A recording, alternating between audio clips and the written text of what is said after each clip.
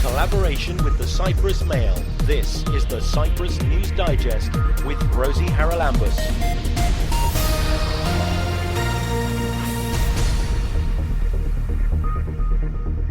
Coming up on this week's programme, a new study shows that the Eastern Mediterranean is a global warming hotspot. According to the observations that we have available for the last 120 years or so, our region is warming faster than the global warming rate. And this has been the case mostly during the last 4 decades. The new bivalent COVID vaccine is being rolled out on the island. Is it effective? And should you have it? That's why it's called bivalent, because it contains 2 different messenger RNAs, which of course will produce 2 different proteins, one for the original virus and the second one from the Omicron one. And the Children's Honey Festival aims to entertain youngsters while teaching them about the importance of bees. By getting the children to know as much as we can about the bees, of getting familiar of how they are collecting the food, of what they are doing, of how important they are, it means that we are safeguarding the future of our planet. I think we all know that extreme weather events are going to be more often, and particularly in our area, the Eastern Mediterranean. A recent study prepared by the Climate and Atmospheric Research, or CARE-C, of the Cyprus Institute, along with the Max Planck Institute in Germany, has said just that. It was recently published in the prestigious scientific journal Reviews of Geophysics, and one of the lead authors was my next guest on the programme. From the Cyprus Institute, he is George Zitis. George, can you explain first of all where you came at this study from? Because I know the Cyprus Institute has been working for many, many years on climate models, climate change and global warming. Yes, we are one of the few institutes in Cyprus and in the region that we have been working in this type of climate projections that are, let's say, tailor-made for the region. And we develop such analysis in order to see how the climate has changed in the past and what we can expect for the future. How do you go about doing that? I mean, we have the data obviously from past years, but how can you make a model to say this is what we expect to happen in the coming years? On what's it based? These are good questions. This type of climate models, they are very similar to the tools that we have for weather forecasting.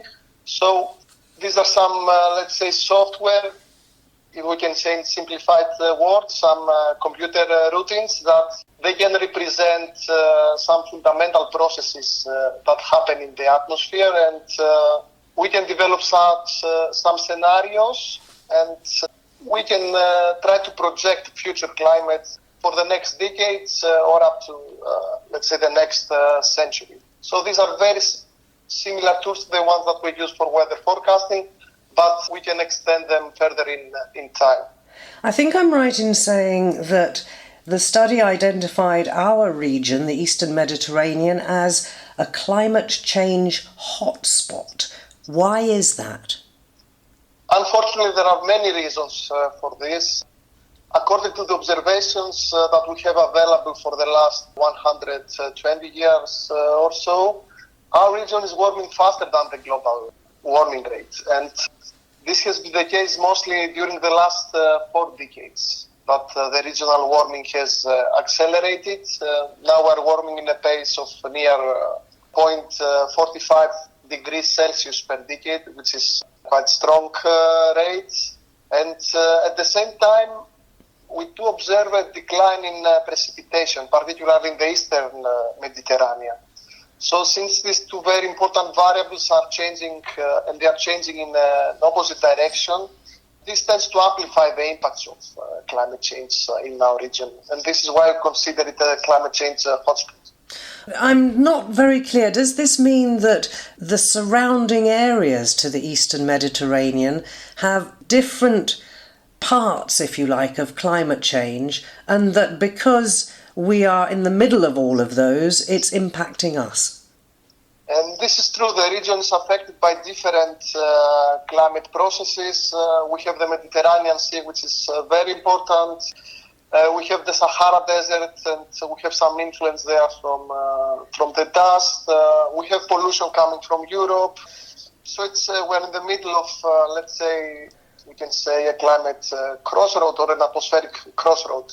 A perfect storm by the sound of it. Now, this is going to have a huge impact on many things, not just the economy, but the way we live. Are you able, from the results, to extrapolate any advice as to what needs to be done to try and slow this down, or even, I doubt it's possible, reverse it? Mm-hmm. Usually, when we conduct such studies, we use some scenarios, some future pathways. We cannot be completely certain what will be for example, the population changes. Maybe there will be some technological developments. We don't know the political situation, how it will be in the future. So we develop scenarios.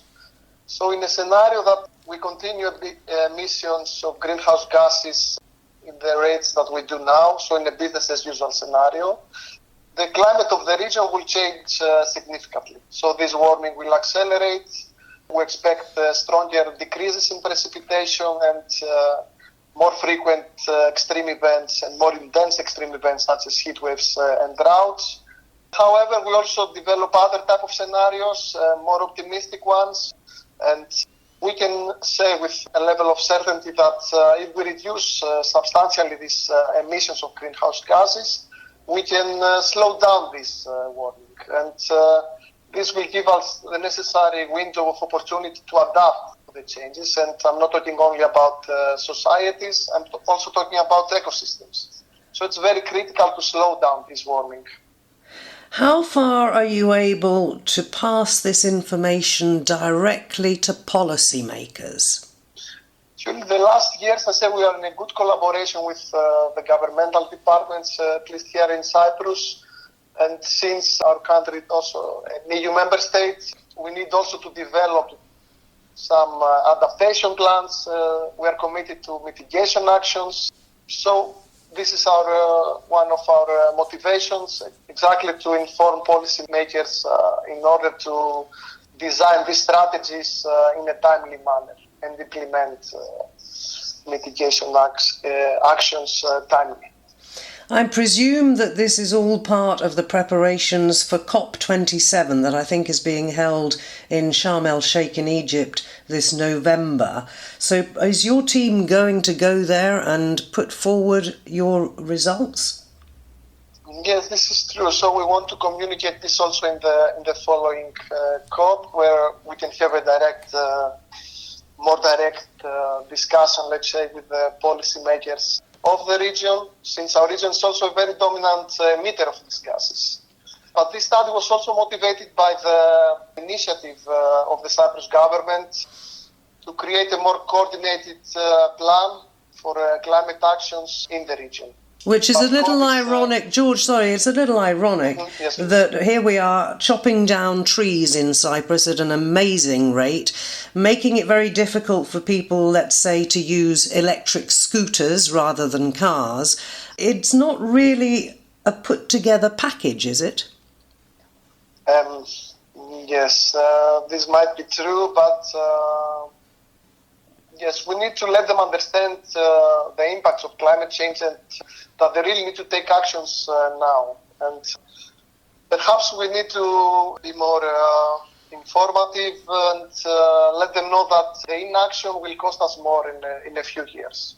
So perhaps they consider the high cost of this type of sustainable solutions at the moment, but I think the inaction will cost us more in the coming decades. Now, because the region itself consists of so many different countries, it's obviously very important, I would think, for us to coordinate with our neighbours.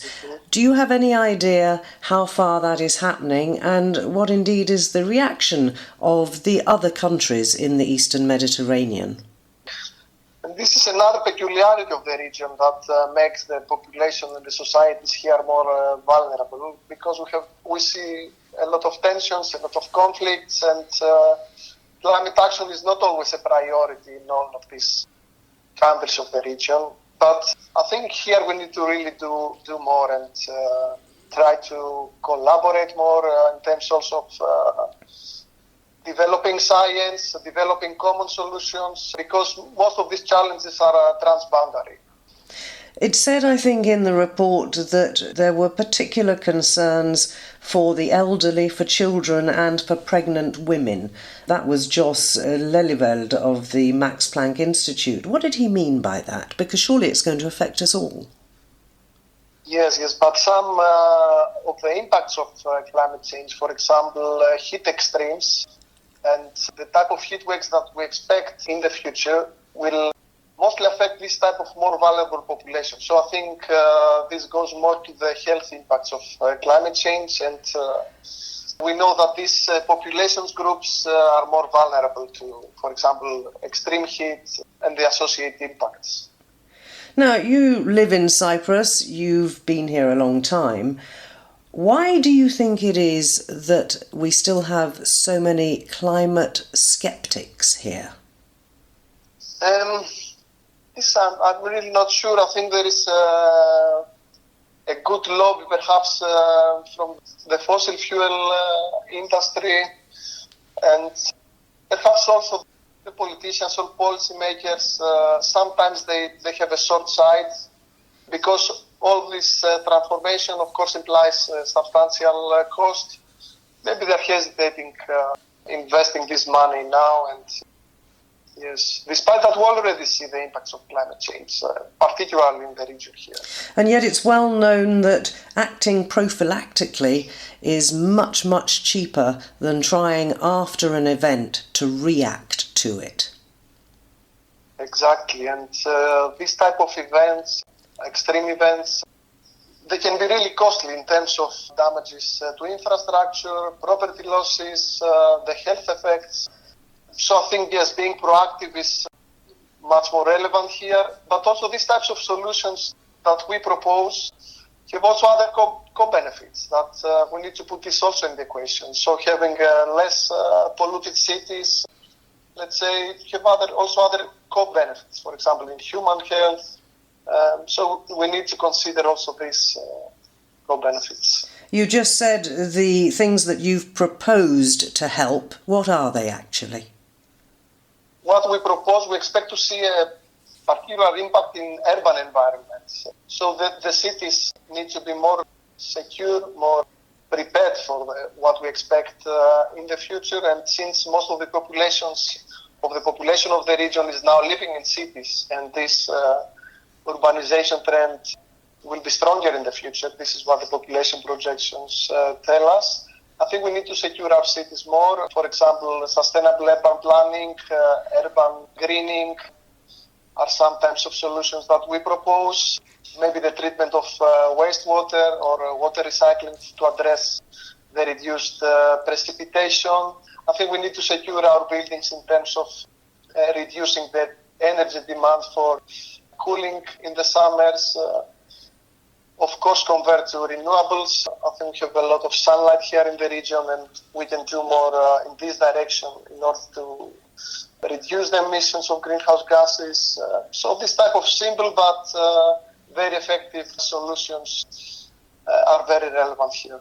And very logical. I'm just amazed that we've known about this and all your simple solutions for many years, and yet we're going at such a snail's pace.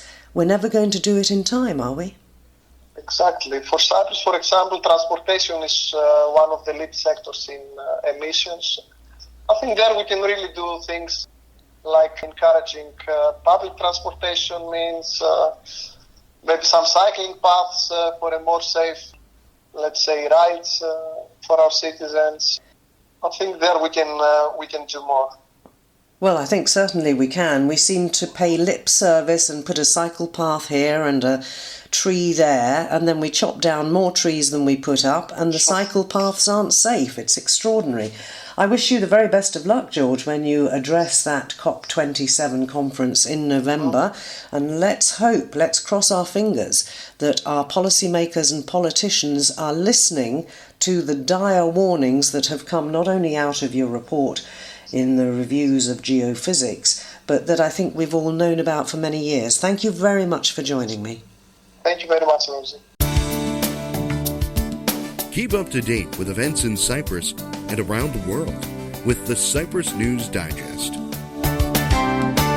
Earlier this week, the Cabinet approved the Health Ministry's recommendation to proceed with the new bivalent COVID vaccines. What are they? What's the difference between these ones and the ones we all had before? Well, I've invited Peter Karayannis. He's a molecular virologist at the University of Nicosia's Medical School. Peter, can you bring us up to date on what's different about these new vaccines? The original vaccines contained the original isolate from Wuhan, which caused the pandemic. The bivalent vaccine contains Omicron also, from which all the other mutants of Omicron have arisen. That's why it's called bivalent, because it contains two different messenger RNAs, which of course will produce two different proteins, one for the original virus and the second one from the Omicron one.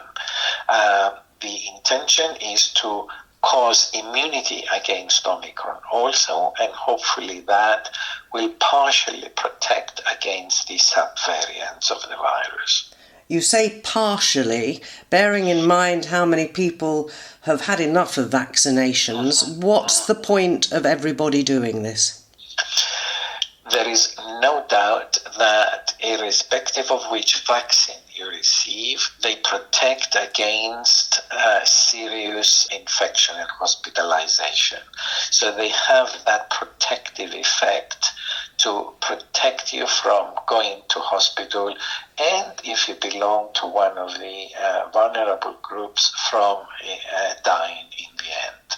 So they still maintain that protectiveness. They've lost the protection against infection because of the accumulation of mutations over time that seem to escape the antibodies that are produced. That's why we have these updated vaccines, in the hope that the antibodies induced will deal with all these variants more effectively.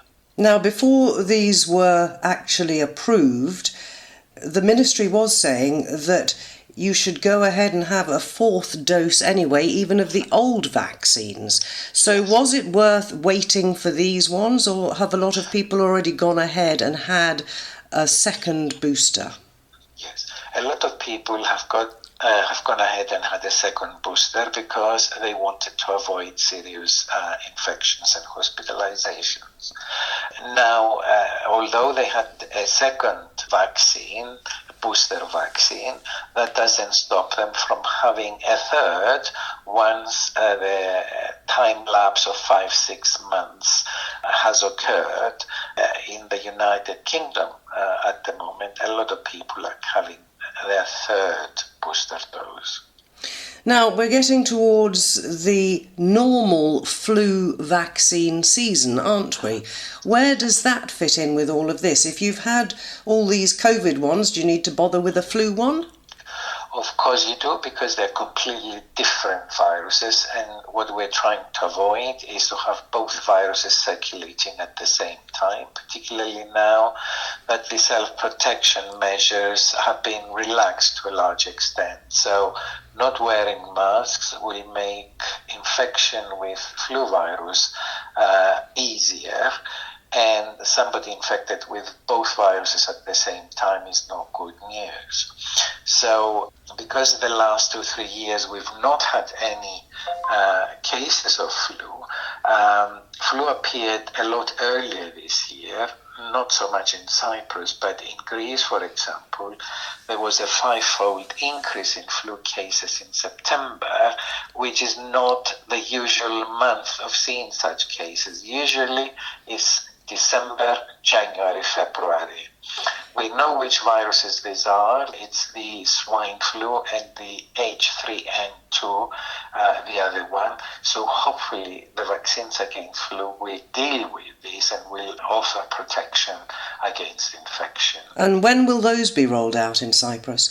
Usually in September. So any time now we should get the first doses, because as I said, in Cyprus we don't see any flu until the end of December. And one final question, what about people's reaction to this new bivalent vaccine? Some people had really strong reactions to the first doses of the original vaccine, so will they expect the same with this one? Yeah, well, I mean, it's exactly the same formulation, more or less, except that it contains an additional mRNA in it for the new variant. So, as far as side effects are concerned, on the whole, it will be the usual mild ones. I know there are people who reacted a bit more strongly. They should consult their personal doctors about this, and they should make an informed decision as to whether to have it or not. Peter Karayannis, who's a virologist at the University of Nicosia Medical School. Thanks for joining us and telling us all about it. Thank you. Listen online to the Cyprus News Digest on YouTube or at cyprusmail.libsyn.com. The latest program is uploaded every Friday, and if you missed one, you can catch up there.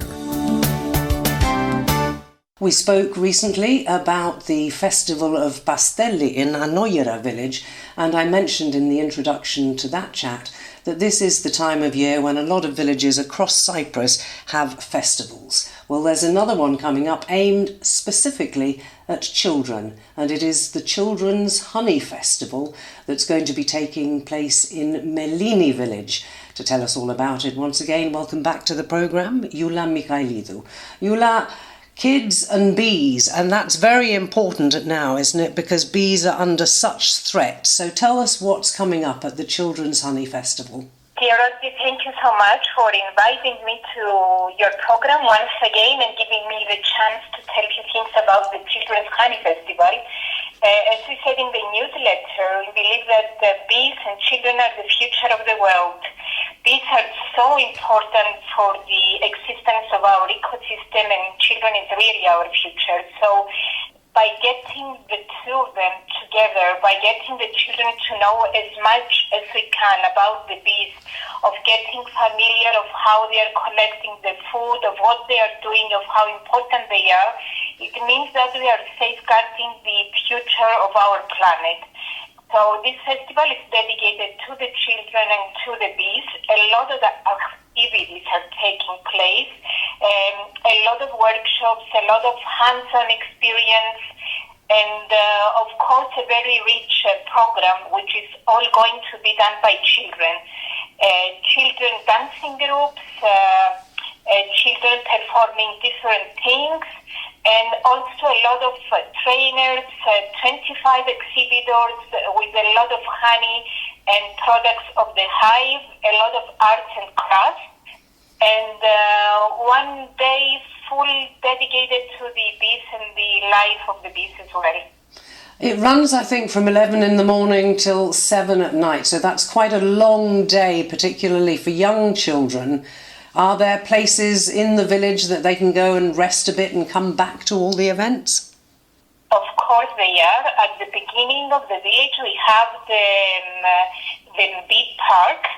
It's the only bee park in Cyprus which is beautiful, where people can sit and rest or they can play, and then they can see the bee hotel which we have there.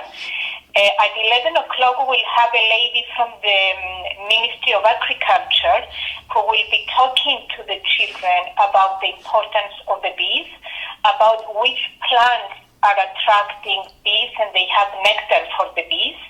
And there's going to be an actual plantation, so the children can take a plant that they like and they can plant it in the park. So they can visit the park later and see how it grows and how the bees are going there and collecting the nectar. And of course the honey tastes different according to which nectar is used, doesn't it? Exactly. you're absolutely correct. It depends very much on. This is why we have the orange blossom honey, we have lavender honey, we have so many different kinds of honey. At the entrance of the festival, there's going to be a car which is going to be decorated like a bee, a yellow antique car. And there we're going to have the queen bee, so children can take some photos if they want with their parents, and then they can enter the place where the festival is going to take place. And I think you're going to be showing people, are you, how to make bee hotels? I mean, I have bug hotels in my garden for bees and other insects, but it's something that pretty well anybody can do, I think. Yes, you're right again. We will have the people from Laia, from the arts and crafts shop in Laia, who are going to have a workshop during this day, showing to the children and the adults as well of how to make their own bee hotels. As we know, there are bees that they like to live on their own. They're called solidarity bees. They don't like all this organization and the things that is happening in the hive. They prefer to have a life on their own. But they're excellent pollinators, so we have to protect them and offer them a place to stay and reproduce. This is why you're doing the bee hotel, and Peter is going to be there on this day explaining everything and showing to the children of how to do their own bee hotel, which they can take home and they can place it on their balcony or garden or in any public park they like.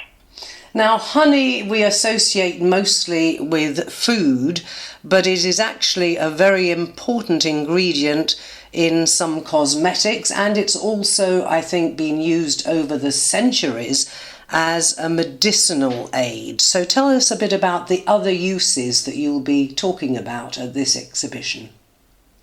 The other uses of the honey, in the ancient times, it was used to heal wounds and cuts and burns as well. So it's a natural medicine and the most pure one that we can use on our wounds.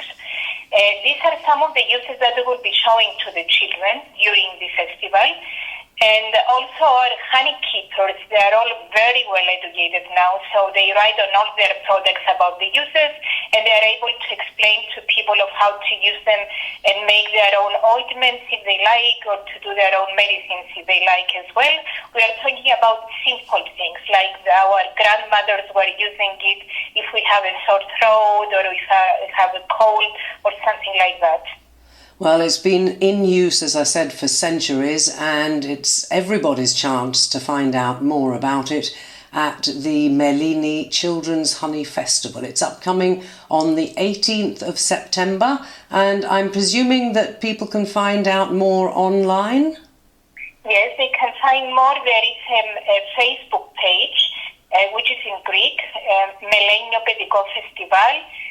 Also under True.network, we are uploading a lot of information about the festival, and of course there are going to be big signs in the area as well showing people where to go.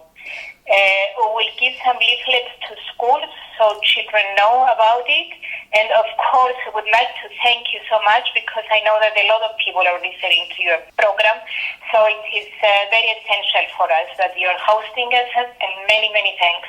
It's my pleasure. Have fun at the Children's Honey Festival, September the 18th, 11 in the morning till 7 p.m.